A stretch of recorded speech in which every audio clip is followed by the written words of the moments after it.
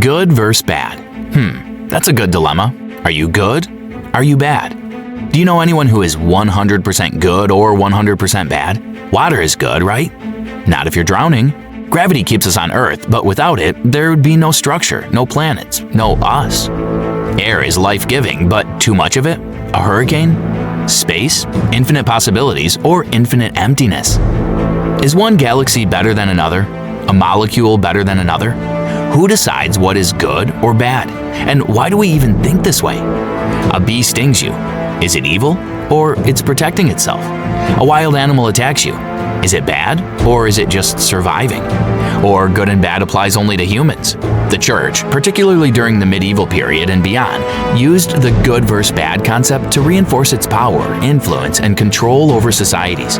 This dualistic framework was a powerful tool for shaping morality, behavior, and obedience. But let's step away from history and look at you. You are the result of 200,000 years of evolution. Your DNA holds memories of famine, drought, war. That means your ancestors, your own family tree, includes cowards, warriors, assassins, and everything in between. Let's take this further. Certain brain tumors can cause violent or aggressive behavior by disrupting impulse control and emotional regulation. Charles Whitman, the Texas Tower sniper, had a brain tumor pressing against his amygdala, which may have influenced his violent actions. So tell me, is a violent person inherently bad? Or is their brain chemistry working against them?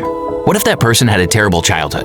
What if their life was filled with trauma, suffering, and abuse? You know, even losing 1 hour of sleep during daylight saving time has been linked to a 6% increase in fatal car crashes, workplace accidents, and even harsher prison sentences from judges. 1 hour. If something as simple as an hour of sleep deprivation changes human behavior, how much of what we call good and bad is just circumstance? So what if we stop seeing life like black and white and judging everything?